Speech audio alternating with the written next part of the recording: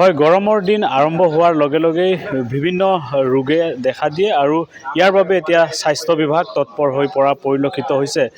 গাঁৱে ভূঞে স্বাস্থ্য বিভাগে বিভিন্ন ধৰণৰ স্বাস্থ্য সম্পৰ্কীয় যি সজাগতা অভিযান আৰম্ভ কৰিছে আৰু ইয়াৰ সমান্তৰালকৈ বিশেষকৈ জাপানীজ এনকেফেলাইটিছৰ বাবে স্বাস্থ্য বিভাগে এতিয়াৰ পৰাই সজাগতা অভিযান আৰম্ভ কৰিছে। শোণিতপুৰ জিলাৰ বৰচলা বিধানসভা সমষ্টিৰ অন্তৰ্গত চিতলমাৰীত স্বাস্থ্য বিভাগৰ যি জাপানীজ এনকেফেলাইটিছৰ সজাগতামূলক কাৰ্যসূচী আমি পোনে পোনে দৃশ্যাংশ দেখুৱাইছোঁ।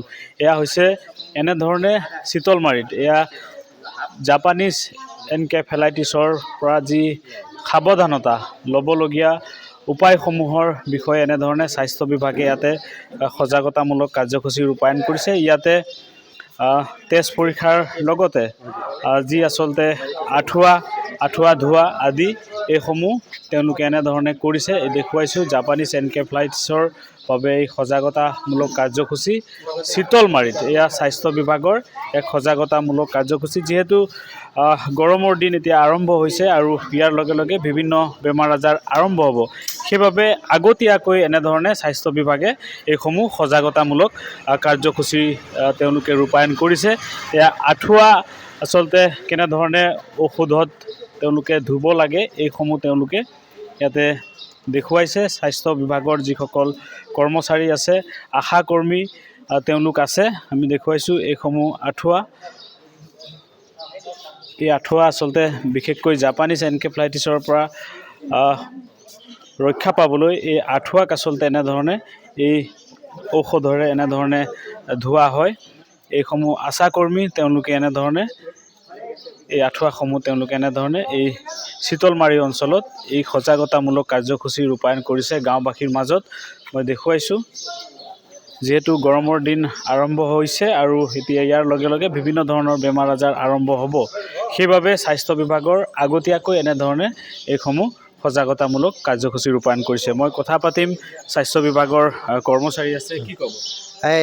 প্ৰথমতে আপোনালোকক ধন্যবাদ জ্ঞাপন কৰিছোঁ, আপোনালোকে আজি ইয়াতে উপস্থিত হৈছে।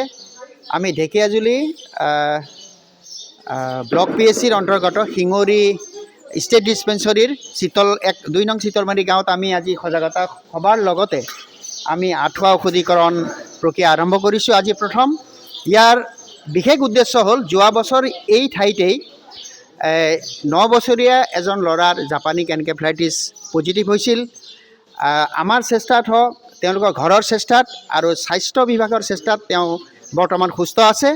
আমি তাকে আকৌ যেন এই বেমাৰটোৱে মূৰ দাঙি নুঠে ইয়াতে, লগতে বাহকজনিত ৰোগ বুলি ক'লে জাপানীজ এনকেফেলাইটিছ, লগতে আপোনাৰ মেলেৰিয়া, লগতে আপোনাৰ ডেংগু বেমাৰ যিটো হয় মহৰ দ্বাৰা, আকৌ যেন মূৰ দাঙি নুঠে তাৰ বাবে আমি আগতীয়াকৈ আমি ইয়াত পদক্ষেপ লৈছোঁ। সেই পদক্ষেপৰ প্ৰথম পদক্ষেপ হিচাপে আজি আমি ইয়াতে মোৰ সহকৰ্মী MPW চিৰ বাহাদুৰ চেত্ৰী, মোৰ সহকৰ্মী SW মাহাতো আৰু মোৰ সহকৰ্মী SW কি বুলি কয় তীৰ্থ কলিতা আৰু লগতে আমাৰ আশা বাইদেউহঁতৰ বৃহৎ সহযোগত আৰু ইয়াৰে VDP ছেক্ৰেটাৰীৰ সহযোগত আৰু ইয়াৰে সকলোৰে সহযোগত আজি আমি সজাগতা সভা অনুষ্ঠিত কৰিছোঁ। তেওঁলোকক ইয়াৰ পৰা কেনেকৈ পৰিত্ৰাণ পাব পাৰি, কেনেকৈ ইয়াৰ উৎপত্তি হয়, ক'ৰ পৰা হয় আৰু ইয়াৰ পৰা পৰিত্ৰাণ পাবলৈ আমি কি কৰিব লাগে আৰু লক্ষণ কোনো কি আমি সকলোৱে বুজাই দিছোঁ। আশা কৰিছোঁ তেওঁলোকে ইয়াৰ পৰা উপকৃত হ'ব আৰু ভৱিষ্যতেও আমি ইয়াতে বিভিন্ন ধৰণৰ পদক্ষেপ আমি ল'ম। নিশ্চয়কৈ এনেধৰণে এই ৰোগৰ পৰা কেনেধৰণে আচলতে ৰক্ষা পাব পাৰি এই উদ্দেশ্যে তেওঁলোকে আগতীয়াকৈ এইসমূহ সজাগতামূলক কাৰ্যসূচী ৰূপায়ণ কৰিছে। স্থানীয় গাঁওৰক্ষী বাহিনী আছে, কি ক'ব?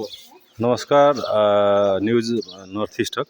তাৰমানে আমাৰ ইয়াত বৃহৎ চিতলমাৰী অঞ্চলত বছৰে বছৰে স্বাস্থ্যৰ বিষয়ববীয়াসকলে আহি ইয়াত সজাগতা সভা কৰে আৰু তেখেতসকলে যিমান পাৰে জাপানীজ এনকেফেলাইটিছৰ পৰা বিভিন্ন ধৰণৰ ৰোগৰ প্ৰতি তেখেতে সেই বিষয়ে আমাক বুজাই দিয়ে আৰু সেইটো নিৰাময়ৰ কাৰণে যথেষ্ট ব্যৱস্থা গ্ৰহণ কৰি আহিছে। সেইকাৰণে যোৱা বছৰ আমাৰ ইয়াতে দুজন সৰু কেঁচুৱাক জাপানীজ এনকেফেলাইটিছ বুলি চিনাক্ত কৰি তেখেতক উন্নত চিকিৎসাৰ কাৰণে প্ৰেৰণ কৰিছে আৰু তেখেতে এতিয়া সুস্থ আছে বুলি আমি জানিব পাৰিছোঁ। নিশ্চয়কৈ এনেধৰণে চিতলমাৰীত এয়া স্বাস্থ্য বিভাগৰ সজাগতামূলক কাৰ্যসূচী। আপুনি বিচৰা বাতৰি পাব কেৱল নিউজ 18 এপত। নিউজ 18 এপ ডাউনলোড কৰিবলৈ স্ক্যান কৰক এই QR কোড। গুগল প্লে ষ্টৰতো পাব এই নিউজ 18 এপ।